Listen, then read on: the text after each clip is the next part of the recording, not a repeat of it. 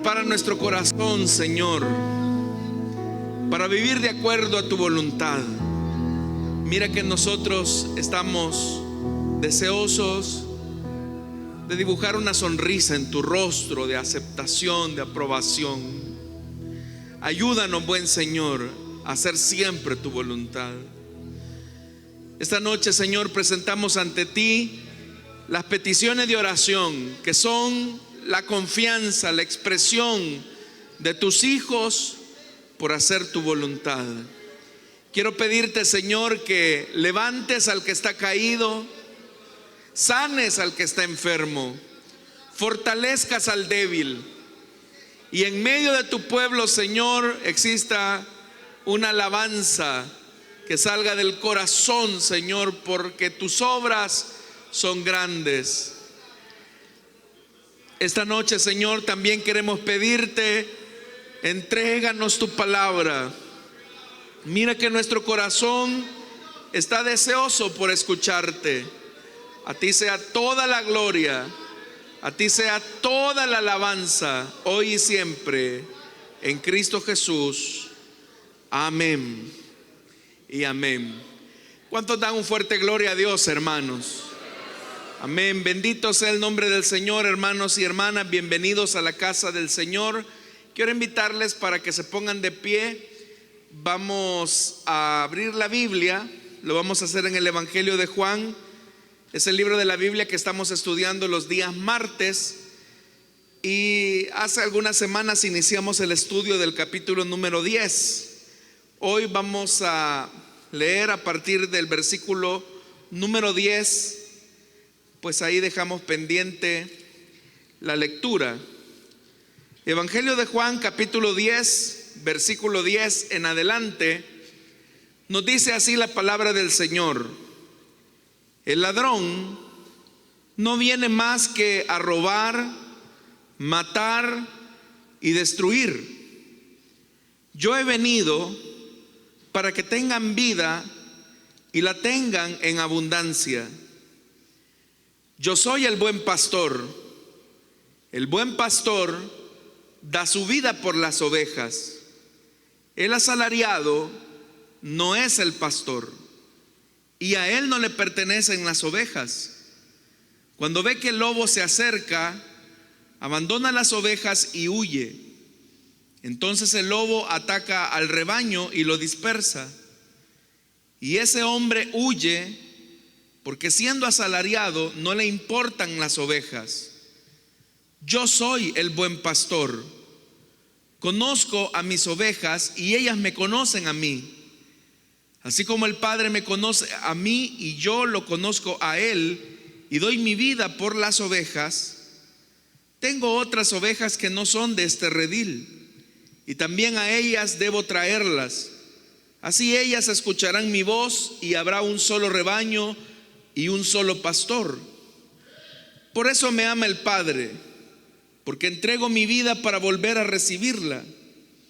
Nadie me la arrebata, sino que yo la entrego por mi propia voluntad.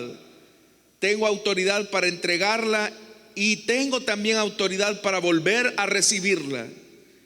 Este es el mandamiento que recibí de mi Padre. De nuevo, las palabras de Jesús fueron motivo de disensión entre los judíos. Muchos de ellos decían: está endemoniado y loco de remate, ¿para qué hacerle caso?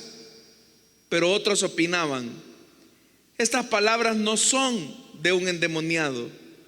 ¿Puede acaso un demonio abrirle los ojos a los ciegos? Amén. Hasta ahí dejamos la lectura, hermanos. Tengan la bondad de sentarse, por favor. Amados hermanos, cuando iniciamos el estudio de este capítulo 10, yo les volví a recordar que estamos en una sección dentro del Evangelio de Juan que se conoce como el libro de los signos.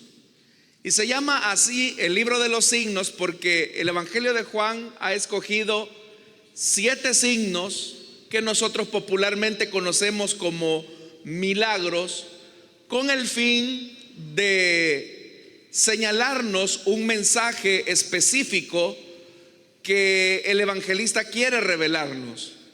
Esa verdad o ese mensaje específico es una verdad teológica que el escritor quiere resaltarnos.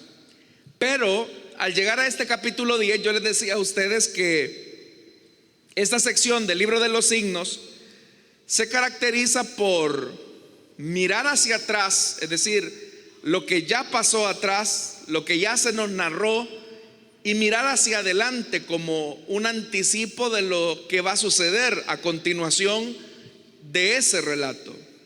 Entonces, hagámonos la pregunta: ¿qué es lo que hemos visto antes del capítulo 10? Lo que hemos visto es la sanidad de un ciego en el último día de la fiesta de las cosechas o de la fiesta de los tabernáculos. Y eso, hermanos, ha producido tal conmoción dentro del judaísmo que los líderes religiosos han llamado no solamente al ciego, sino que también han llamado a los padres de ese ciego para poder cuestionarlo sobre la manera en cómo este hombre había recibido la sanidad. Pero también yo les decía a ustedes que todo ese capítulo número 9 comienza con una verdad, y es que el ciego que no puede ver físicamente va a recibir la sanidad física, y el clímax de esa sanidad va a ser la sanidad al recuperar la visión espiritual. Pero los fariseos, que sí podían ver físicamente, van a terminar siendo declarados ciegos por Jesús, porque no reconocieron a Jesús como el Cristo. Eso, hermanos, es lo que hemos visto. Ahora, ¿cómo Jesús va a describir a estos líderes religiosos que se han opuesto a Jesús, que se han opuesto a su mensaje? Jesús, hermanos, los va a describir como hombres malos. Pensemos en esto. Cuando el hombre ciego declaró a Jesús como un hombre bueno que venía de Dios, incluso que él había dicho: a mí me parece que es profeta, usted recordará que el hombre fue expulsado de las sinagogas. Y esa expulsión no era solamente una expulsión de la sinagoga a la que él asistía, es que él no podía ir a ninguna sinagoga, estaba totalmente desechado por la religión judía. Ese hombre desechado fue el que Jesús finalmente tomó la iniciativa de irlo a buscar. Pero ¿qué vio Jesús en la actitud de esos hombres que expulsaron al hombre que había recibido la sanidad? Lo que Jesús vio en esos hombres fue personas que, aunque tenían el acceso al redil, a las ovejas, Jesús los ve como trepadores, ladrones y bandidos. Y por eso, hermanos, es que consideramos esa alegoría que Jesús ha expresado en el capítulo número 10. Y ahora, hermanos, dejamos pendiente la semana pasada el versículo 10, cuando dice: el ladrón no viene más que a robar, matar y destruir. ¿Qué se nos dijo en el inicio del capítulo 10? Que el que no entra por la puerta, Jesús dijo que era un trepador, un bandido, un ladrón. Ahora en este versículo 10 nuevamente vuelve a mencionarlo, pero ahora Jesús no está hablando en plural, está hablando en singular, porque dice el ladrón, es decir, el que motiva que una persona se acerque a las ovejas no por la puerta que es Jesús, es el ladrón por excelencia. Y ese ladrón, obviamente, hermanos, representa la figura del mal. Significa que cuando una persona divide una iglesia, cuando una persona se aprovecha de la confianza de una iglesia y lo que hace es dividirse, quien está operando detrás de esa división no es el Señor, sino que quien está operando esa división es al que Jesús denominó como el ladrón. Y eso es importante, hermanos, hacer un énfasis en ello. Porque usted sabe que cuando una persona se divide o una persona se lleva a un grupo de personas, usted va a escuchar este tipo de lenguaje. Esta visión nació en el corazón de Dios. Nosotros hemos recibido un llamado de parte de Dios para hacer la obra. Nosotros somos el despertar de una nueva historia que Dios va a hacer en esta ciudad. Y una cosa sería que una persona, hermanos, comenzar el trabajo de cero. Es decir, que comenzar a evangelizar a los inconversos, comenzar a presentarles el mensaje del evangelio y de eso comenzar a levantar una obra.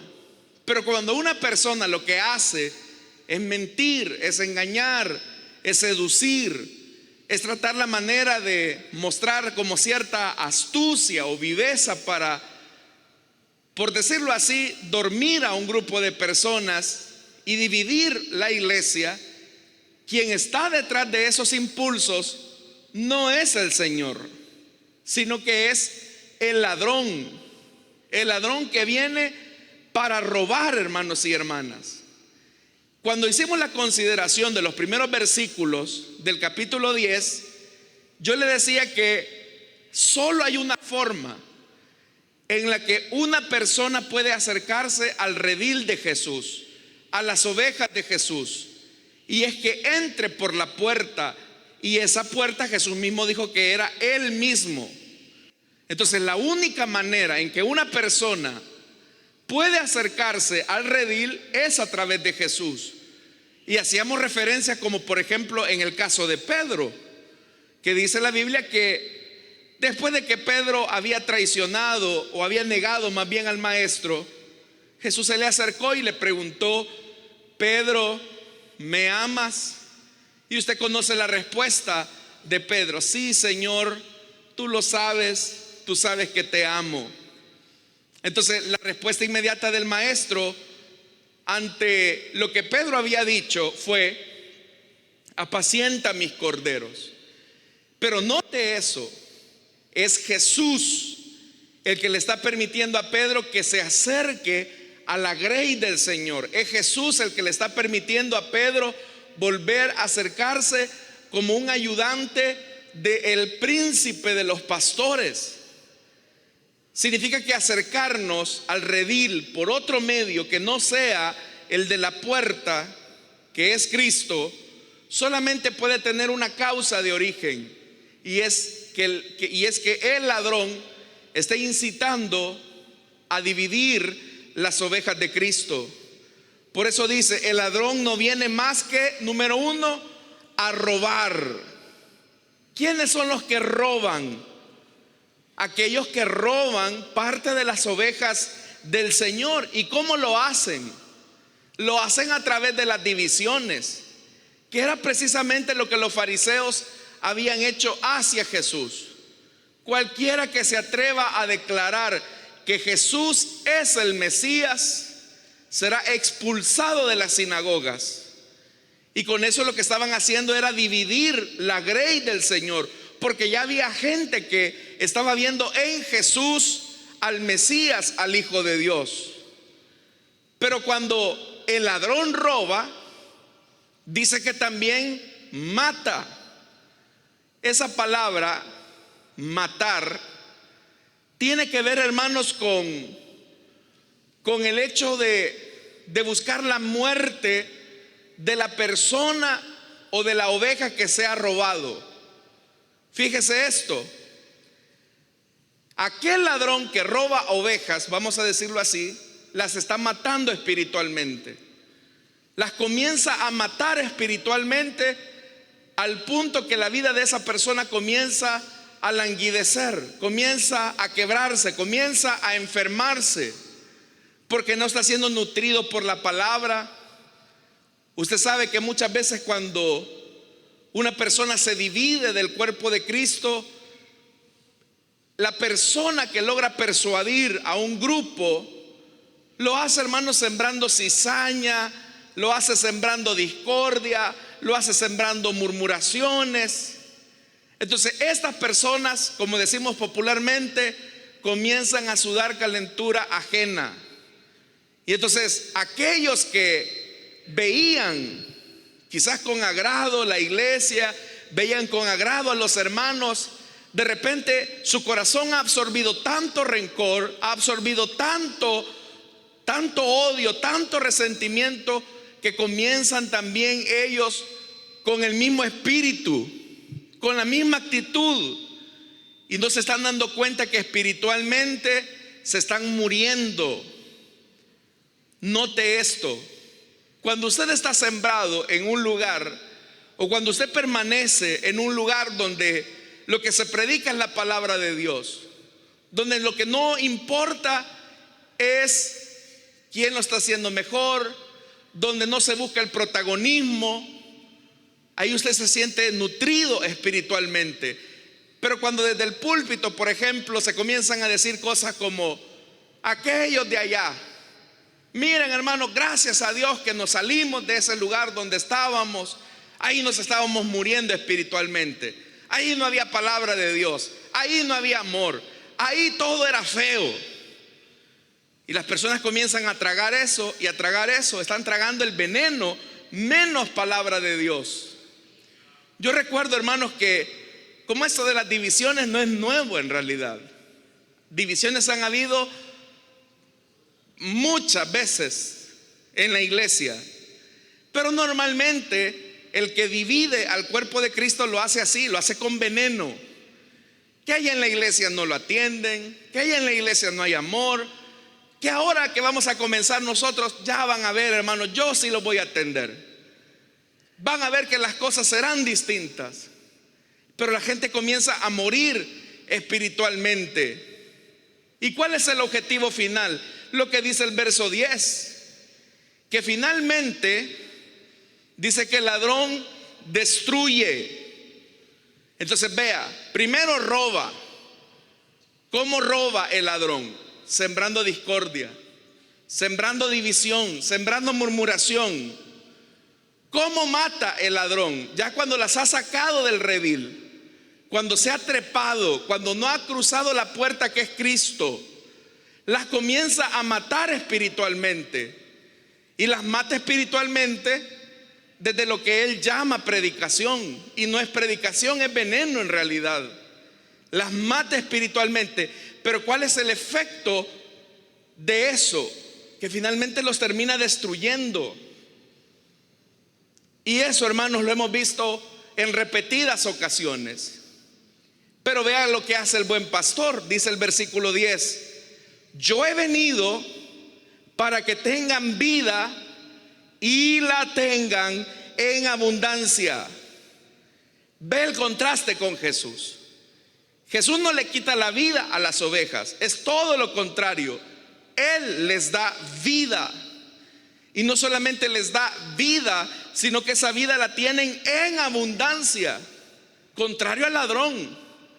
El ladrón lo que hace es quitar, hasta que las comienza a matar y llega el punto en que las destruye. Pero Jesús ha venido para que tengamos vida, y dice que para que la tengamos en abundancia. ¿Qué es lo opuesto a matar? Es dar vida. Y eso fue, hermanos, precisamente lo que le pasó al ciego. Por eso es que yo le decía que este relato de Juan es un relato que va y viene. ¿En qué condición estaba el ciego? Estaba mendigando. No podía ver, no se podía valer por sí mismo. Pero cuando Jesús fue a buscar a esa oveja, Él le dio vida y vida en abundancia. Primero lo que Jesús hizo fue sanarlo físicamente.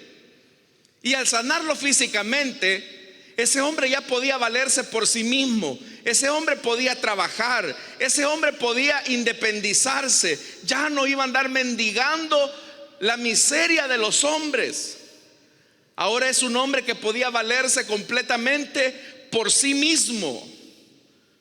Hasta ahí Jesús le había dado vida a ese hombre que estaba muerto. Ahora pensemos por un momento en esto. ¿Qué había hecho la religión por él? Nada. La religión lo había visto ahí tirado y solamente lo había visto, bueno, ahí está el ciego. No se interesaban por él. Pero Jesús, que es el buen pastor, se acercó al ciego y le dio vida, dándole la vista nuevamente.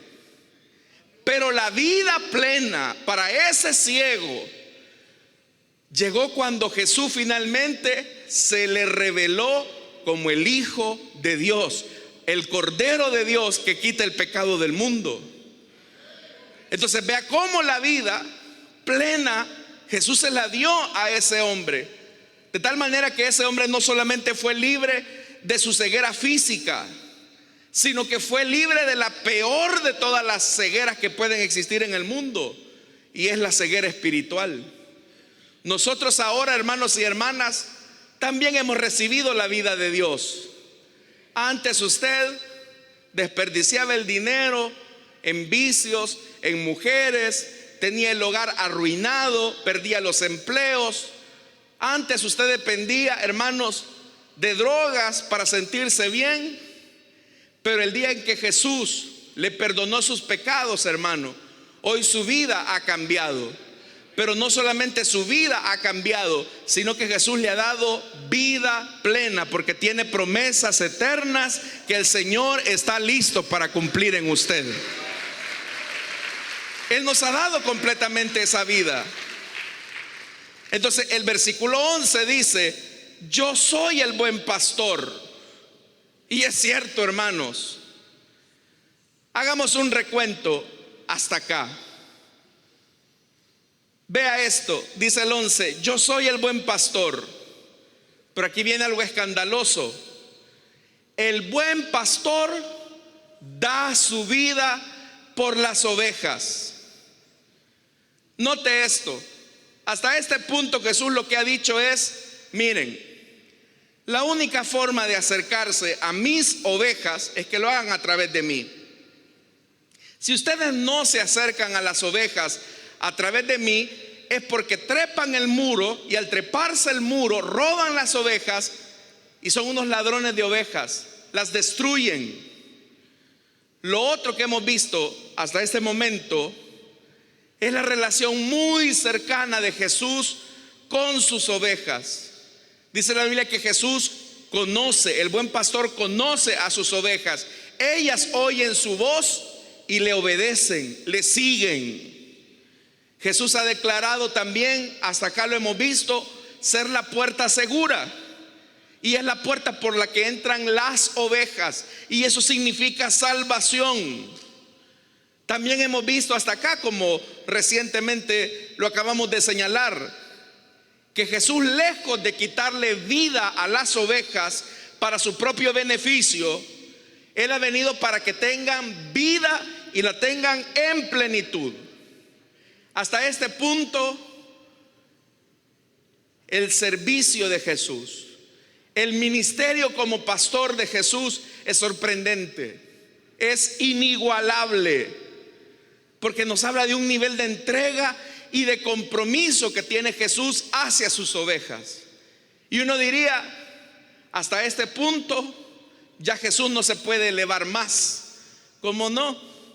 Se eleva al punto de decir: el buen pastor su vida da por las ovejas. Y eso es sorprendente, hermanos y hermanas, porque ahora no estamos hablando de que Jesús da la vida, que Jesús les da vida a las ovejas, sino que Jesús da su propia vida por las ovejas. En esta época, debido a que las condiciones económicas en Israel habían cambiado, lo que las personas normalmente hacían era contratar a alguien para que se dedicara a cuidar las ovejas. Y eso se llamaban los asalariados. Ya vamos a ver un poco más adelante acerca de eso. Pero Jesús, hermanos, ahora lo que está diciendo es que Él está entregando su vida por las ovejas. Pero ¿hace cuánto tiempo que Israel no escuchaba esas palabras? Hace mucho tiempo que Israel no escuchaba a alguien que dijera: yo doy mi vida por ustedes. Este pasaje, hermanos, nos recuerda a aquel pastorcillo valiente de Israel que le dijo al cobarde rey Saúl: mire su majestad. Esto ocurrió en el momento cuando Israel se estaba enfrentando con Goliat, y Goliat estaba ninguneando a Israel, estaba ninguneando a Dios, a su ejército. Y la Biblia dice que Saúl, junto a sus generales, tenía miedo. Cuando David escuchó eso, hermanos, él se indignó. Él tuvo una indignación santa. Y por eso cuando se presenta ante Saúl, él le dice: su majestad, mire, a mí me toca cuidar el rebaño de mi padre. Cuando un león o un oso viene y se lleva a una oveja del rebaño, yo la persigo y lo golpeo hasta que suelta a la oveja. Y si el animal me ataca, decía David, yo lo agarro por la melena y lo sigo golpeando hasta matarlo. Si este siervo suyo ha matado leones y osos, lo mismo puede hacer con este filisteo incircunciso, porque está desafiando al ejército del Dios viviente. Pero vea la actitud de David. Vea la actitud de David hacia las ovejas de su padre. Ese tipo estaba dispuesto a dar la vida por las pocas ovejas de su papá. No le importaba el riesgo, no le importaba el sacrificio. David estaba listo para hacerlo. Y esos elementos son los que se necesitaban para enfrentarse con Goliat. Elementos que Saúl ya no tenía. Saúl no estaba dispuesto a sacrificar su vida por la liberación de su pueblo. David sí. Y cuando David, hermanos, asume el reto, él se enfrenta al gigante Goliat. Y usted conoce la historia. David consigue la victoria para Israel. Pero se necesitaba eso. No solamente dar vida, era entregar la vida. Cuando el Señor Jesús dijo que el buen pastor da su vida por las ovejas, muchos se acordaron del pastorcillo, muchos se acordaron del monarca David. Y es que nadie había vuelto a repetir esas palabras por el pueblo. Pero pensemos por un momento en esto. Aun si un pastor, habla de un pastor de ovejas, de animales, tuviera que sacrificar su vida por las ovejas, al final las ovejas también terminarían perdiendo. Porque imagínense que en una batalla como la de David, entre un oso y un león, uno de estos animales le hubiese arrebatado la vida a David. Las ovejas al final hubieran terminado con el mismo fin que su pastor. Pero en el caso de nuestro pastor, que es Jesús, nuestro buen pastor daría su vida por las ovejas, pero de una forma que beneficiaría a las ovejas mismas, salvándolas de la destrucción eterna. Si Jesús daba su vida por las ovejas, es cierto, uno podría decir fue una gran pérdida, pero no, hermanos y hermanas.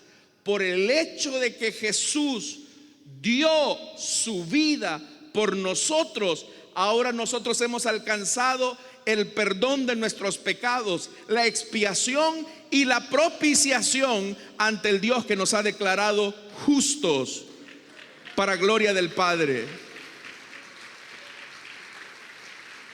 Y aquí viene un elemento importante. Cuando hablamos de expiación y propiciación, son dos palabras que debemos de tener muy en cuenta. La palabra expiación, hermanos, lleva un prefijo, ex, que lo que significa es fuera de. ¿Y qué significa eso? Fuera de. La expiación significa que Dios nos ha sacado o nos ha quitado aquello que nos separaba de Él. Es decir, en términos bíblicos, la expiación tiene que ver con el hecho de que Jesús murió por nuestros pecados. Y al Jesús morir por nuestros pecados, el Padre nos quitó la deuda que estaba sobre nosotros. Ese es el primer aspecto, la expiación. Pero el otro aspecto es la propiciación por nuestros pecados. Y también esta palabra tiene un prefijo que es pro. ¿Y qué significa esto de pro? Significa, hermanos y hermanas, a favor de. ¿Y eso qué implica? Que cuando el Padre arrancó nuestro pecado por el sacrificio de Cristo, ahora también, hermanos y hermanas, a través de ese sacrificio somos restaurados para tener comunión con Dios, para tener su favor delante de Él. Por eso es que cuando usted se acerca en oración a Dios, usted huele al aroma de Cristo.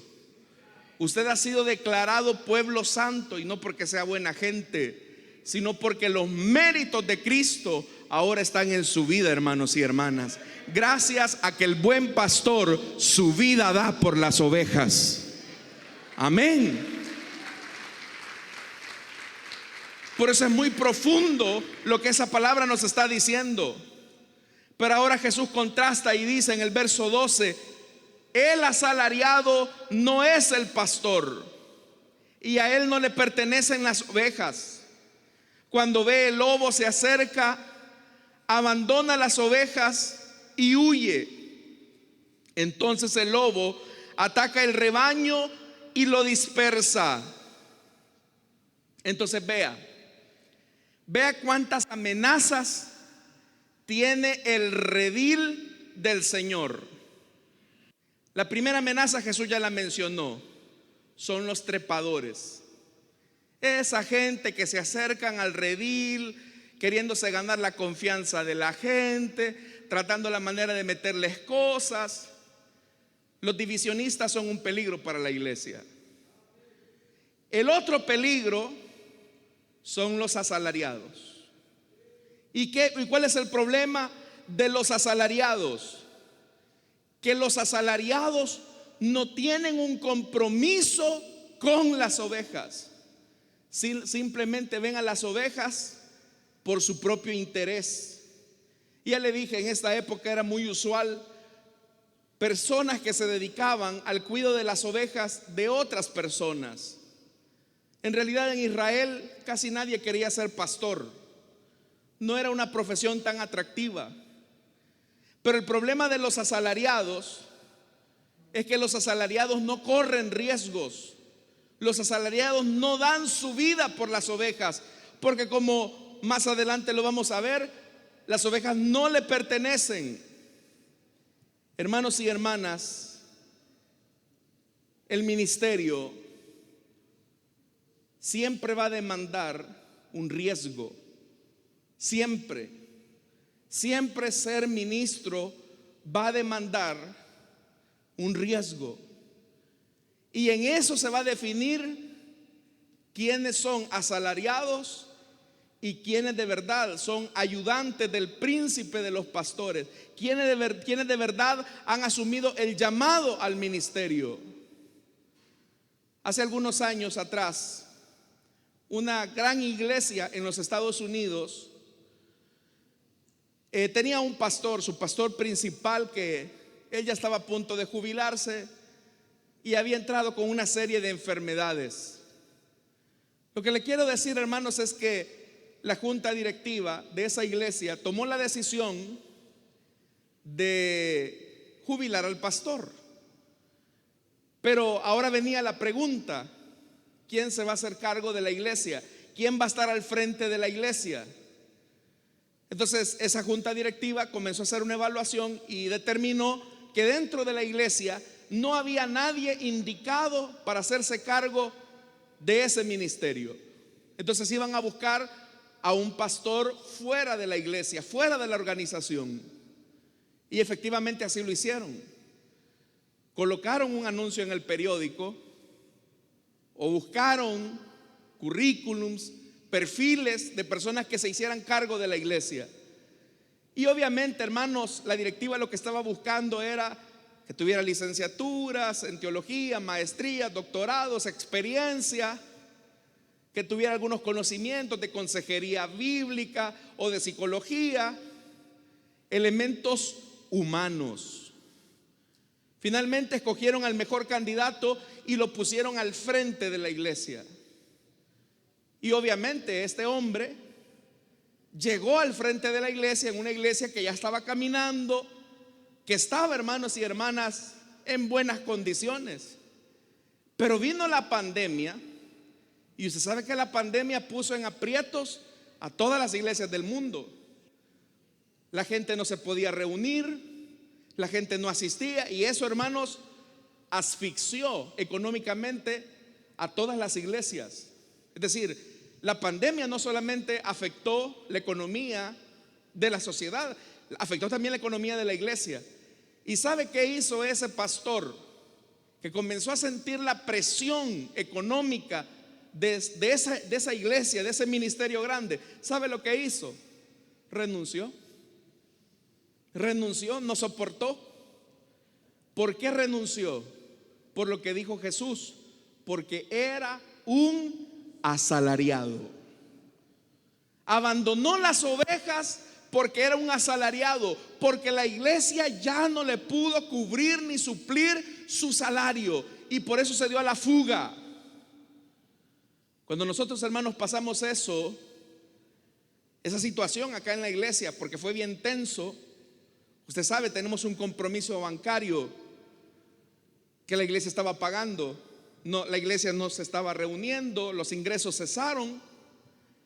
Y a nivel, hermanos, con los hermanos ancianos tomamos la decisión, bueno, si llega el momento en que nos vemos en apuros, pues vamos a comenzarnos a hacer recortes de aquellas cosas, como por ejemplo que en un primer momento quizás no eran tan necesarias. Dejar de pagar el agua, la luz, y comenzar un recorte y un recorte y un recorte, hasta que comenzamos a hacer recorte también de los salarios del personal, comenzando por nosotros los pastores. Y era una decisión que se había tomado porque sabíamos, hermanos y hermanas, que la situación era muy difícil. Ustedes estaban viviendo una situación difícil económicamente. Pero, hermanos y hermanas, muchos renunciaron. No hablo de acá de la iglesia, hablo de otros pastores de otras iglesias. Renunciaron a su llamado porque vieron las condiciones difíciles y lo que hicieron fue darle la espalda a la gente. ¿Quiénes hacen eso? Los asalariados. Hermanos, por eso es que es importante que quienes tienen un llamado al ministerio entiendan que esto no se trata de venirse a alivianar de la gente, de no venir a decir, bueno, como me fue mal en la vida, como fui un mediocre en la universidad, como no me dan trabajo, entonces de pastor me la voy a echar. Mire, yo le voy a decir como dijo un viejo pastor: váyase al diablo. Esto no es para gente interesada, es para gente que dé la vida. Esto no puede ser así, hermano. Uno no puede ver esto como un tema económico, y ese es un peligro. Bueno, yo le digo algo. Han habido personas que a mí me han dicho, yo se los he dicho, me dicen: hermano, ahí cuando hay un espacito ahí, un chancecito en la iglesia, ahí me contratan, me dice. Yo me hago el de los panes, hermano, o me hago el suizo, como decimos. Porque acá, hermanos, tenemos que entrar por llamado, no por interés. Conozco de pastores que cuando se acerca la fecha del cumpleaños le dicen a la iglesia: hermanos, el domingo el domingo está cumpliendo años el pastor. Gente que ve interés, hermanos, en las personas. No puede ser eso. El que es llamado al ministerio debe de hacerlo con limpia conciencia, como dice la Escritura. Con limpia conciencia. Entonces, y eso es lo que Jesús vio. Dice la Biblia que cuando Jesús iba recorriendo todos los pueblos y las aldeas, enseñando en las sinagogas, anunciando las buenas noticias del reino y sanando toda enfermedad y dolencia, dice que al ver las multitudes tuvo compasión de ellas porque estaban agobiadas y desamparadas como ovejas que no tienen pastor. Y ese ya le dije, ese es el siguiente problema con los asalariados. Entonces, hemos visto algo acá: los trepadores y los asalariados. Pero hay otra amenaza también sobre el redil, que es el lobo. El lobo, hermanos y hermanas, es una amenaza externa a la iglesia. El asalariado y el trepador está dentro, y esos son peligrosos. El lobo, nosotros ya sabemos, el lobo solamente ve ovejas y quiere destruirlas, quiere comérselas. Pero los más peligrosos son los trepadores y los asalariados. Entonces, ¿qué característica tiene el lobo? El lobo solamente, ven usted, quererlo destruir. Y el lobo, hermanos y hermanas, representa también al ladrón de las ovejas, que solamente quieren matarlas y destruirlas. Por eso es que la metáfora que Jesús ha escogido es una metáfora sorprendente. Entonces, ¿cuáles son las amenazas que tiene esta y todas las iglesias del mundo? Yo diría, hermanos, que hay 3 amenazas. Ya le dije: el trepador, aquel que se le da confianza y abusa de esa confianza; el asalariado y el lobo. Pero acá, hermanos, es donde es importante hacernos la pregunta: ¿quién de estos 3 es más peligroso para el redil, para las ovejas? Yo le diría los 2 primeros. Los 2 primeros, el trepador y el asalariado. Entonces, ¿qué es lo que piensan o hacia quién Jesús a quién está diciendo Jesús?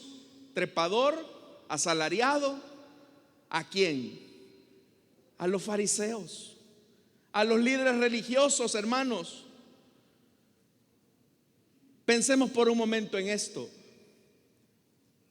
Nuestra responsabilidad como pastores es restaurar a las ovejas. Pero ¿qué hicieron los fariseos cuando se dieron cuenta que aquella mujer había sido sorprendida en adulterio? ¿La restauraron, hermanos?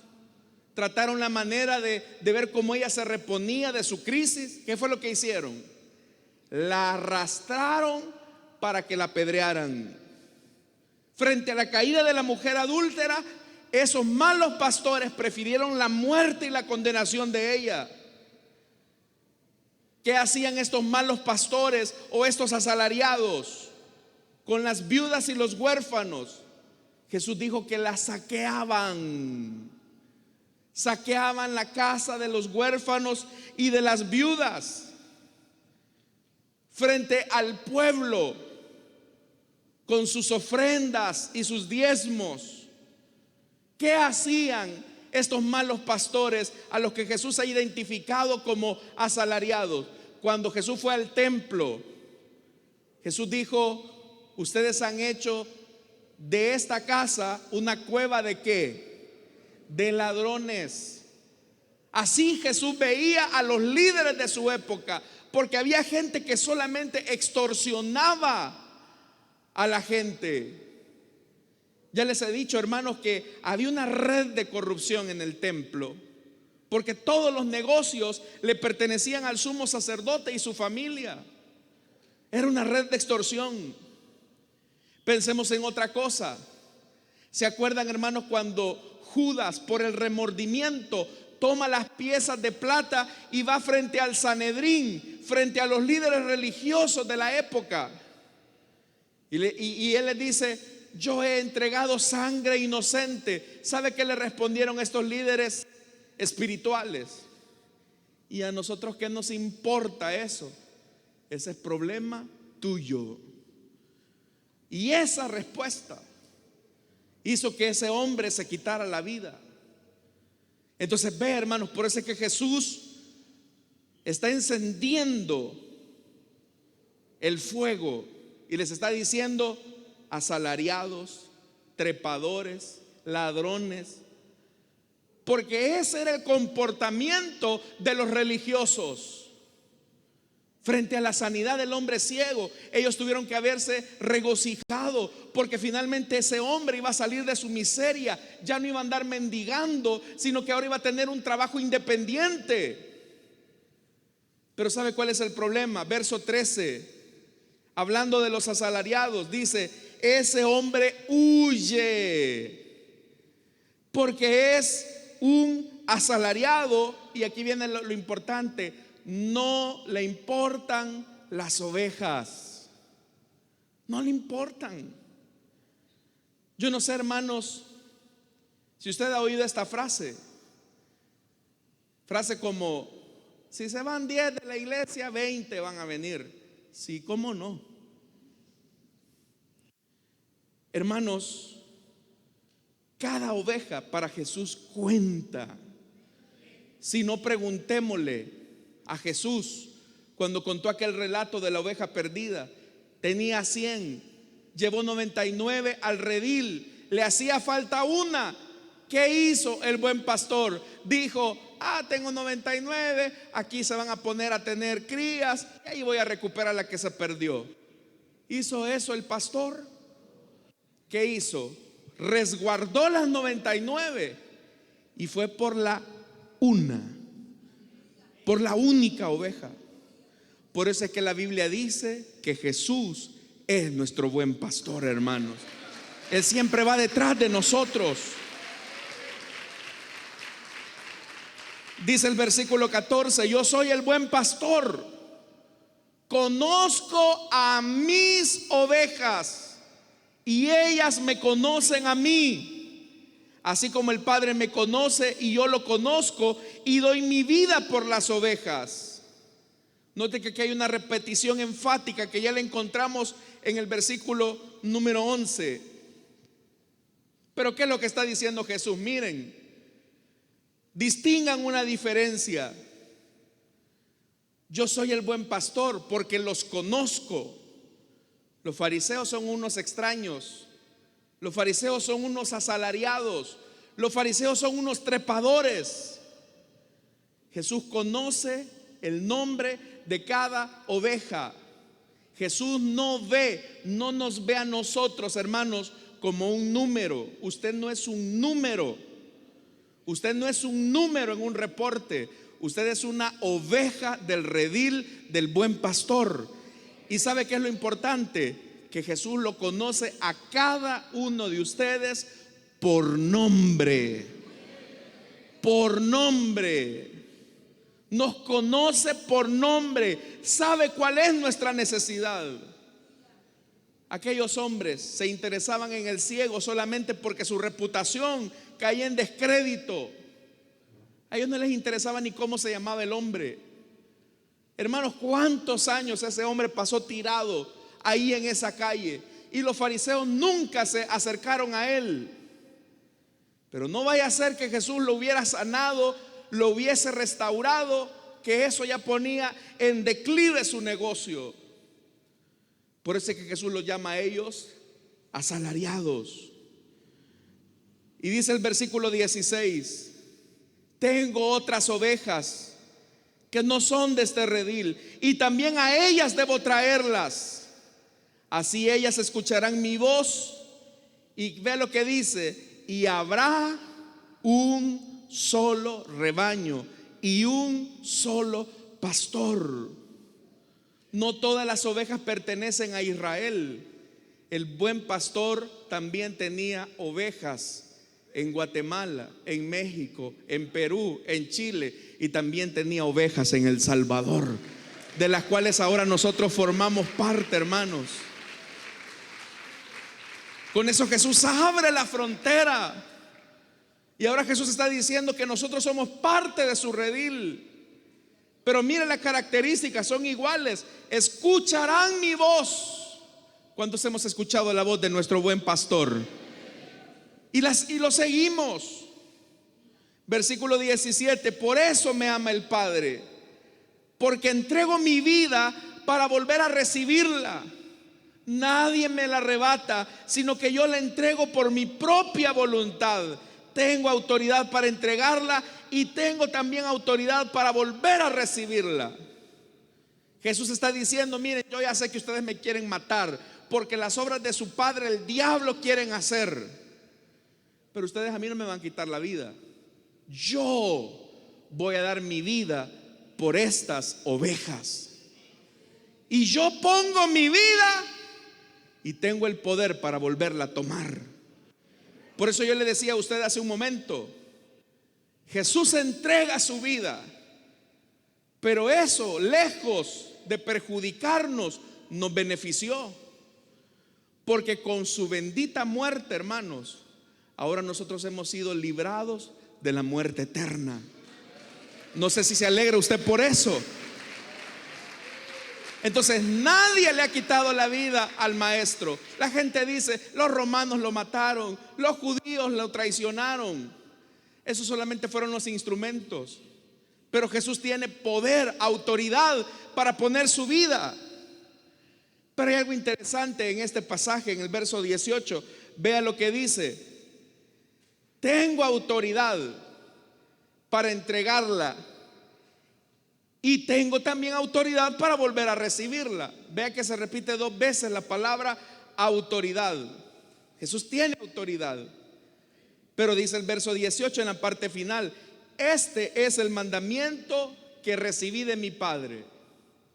O sea, Él tiene autoridad, pero se sujeta al Padre.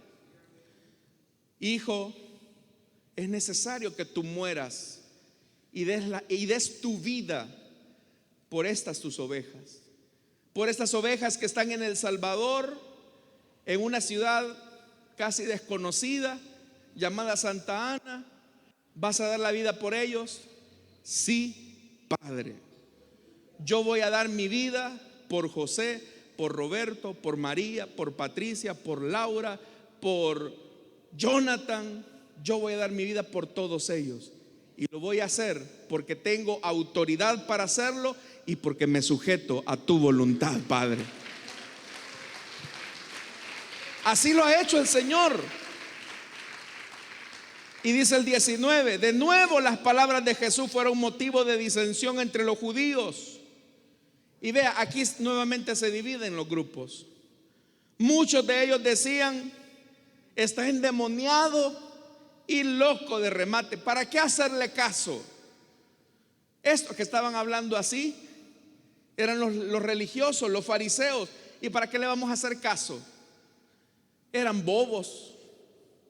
Porque el ciego, por hacerle caso a Jesús, recibió ¿qué? La vista. Si estos, por hacerle caso a Jesús, hubiesen obedecido su voz, hubieran alcanzado el perdón de sus pecados. Nosotros, ¿por qué hemos alcanzado el perdón de nuestros pecados? Porque escuchamos la voz de nuestro buen pastor y la obedecimos, lo seguimos. Pero usted obedeció al buen pastor porque usted es oveja del prado del Señor. Estos no obedecen porque no eran parte de su redil. Verso 21, con lo que vamos terminando. Pero otros opinaban: estas palabras no son de un endemoniado. Y vea esto: ¿puede acaso un demonio abrirle los ojos a los ciegos? Y esa pregunta los condenaba a ellos. Los condenaba a ellos. Entonces, hermanos, ¿qué hemos aprendido esta noche? Primero, para nosotros que estamos en el ministerio, para aquellos que aspiran al ministerio, debemos de entender el estándar que Jesús nos ha colocado para ser considerados pastores. Si usted piensa: yo quiero hacerme pastor porque los pastores la pasan bien al suave. Bueno, si es un asalariado, eso anda buscando y no va a prosperar, no va a pasar de ahí. Pero el llamado al ministerio siempre supone un riesgo, siempre supone en algún momento entregar la vida. Eso así va a ser. Segundo, y creo que es lo más importante, el buen pastor su vida da por las ovejas. Y Jesús no solamente lo dijo en palabras, lo hizo con hechos, entregándose por nosotros en aquella cruenta cruz, hermanos. Amén, hermanos. Así que también veamos lo otro. Hay 3 peligros que amenazan a la iglesia: los trepadores, gente que abusa de la confianza; los asalariados; y el lobo. Pero ya sabemos que el lobo siempre está afuera. En palabras de Pedro, es como un león rugiente que anda viendo a quién devorar. Pero ese ya démoslo por sentado. Tenga cuidado. Oiga lo que le voy a decir, amada iglesia, y se lo voy a decir como su pastor. Tenga cuidado con aquellos que quieren meterle veneno hacia la iglesia, hacia los hermanos, hacia sus autoridades.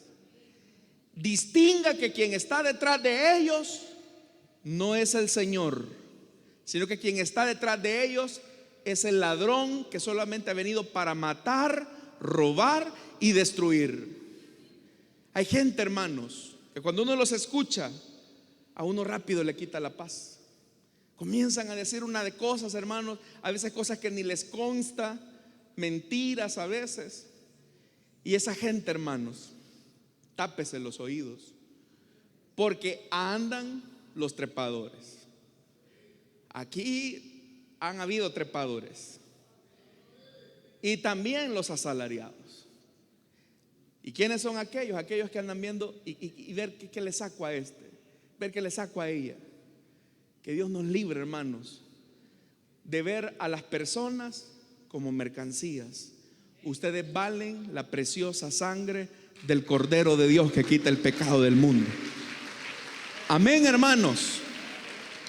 Vamos a orar, vamos a cerrar nuestros ojos. Y teniendo nuestros ojos cerrados y nuestro rostro inclinado, quiero hacer una invitación rápidamente. Si usted desea entregarle su vida a Cristo, entregarle su vida al buen pastor, le invito para que en el lugar donde está se pueda poner en pie. Ahí vamos a orar por usted.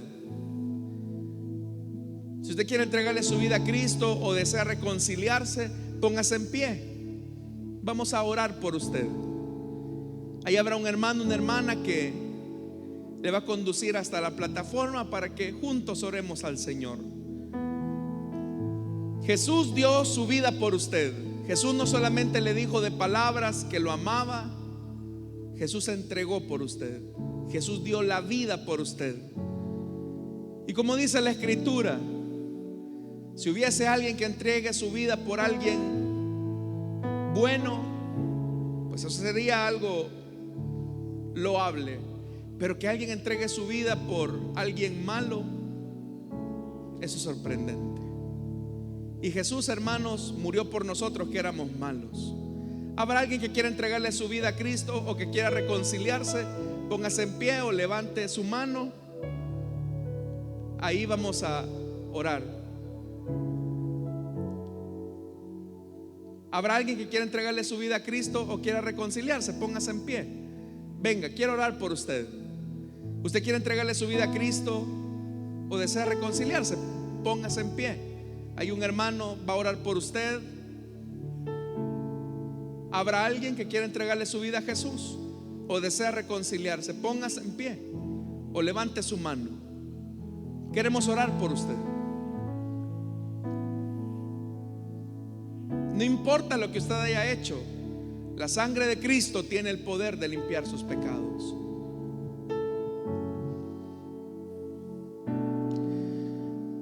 Vamos a orar, hermanos.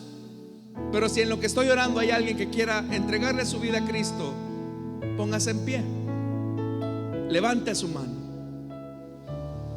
Señor, esta noche queremos darte las gracias porque tú has dado tu vida por nosotros. Señor, en esta hora quiero pedirte por favor que bendigas a tu pueblo. Señor, bendice a tu pueblo con la confianza de que tú has pagado por sus pecados. Sé que muchos de ellos a veces tienen dudas, se sienten inseguros de su salvación, en ocasiones por descuido, por no leer la palabra, por no tener comunión contigo en oración. Pero Señor, en esta noche yo te pido que pongas esa convicción en el corazón de cada uno de nosotros, que tú has muerto por nuestros pecados, diste tu vida por nosotros, has sido el pago por nuestra expiación y propiciación. Tú has quitado lo malo de nosotros y nos has imputado, has sido propicio hacia nosotros, dándonos tus promesas de vida eterna. Ayúdanos a ser perseverantes en Cristo Jesús. Oramos también por nuestras ofrendas y nuestros diezmos. No te damos de lo que nos sobra, sino de lo mucho que tú nos das. En Cristo Jesús. Amén y amén. Pueden pasar, amados hermanos, y nosotros cantamos al Señor mientras entregamos la parte que al Señor le corresponde.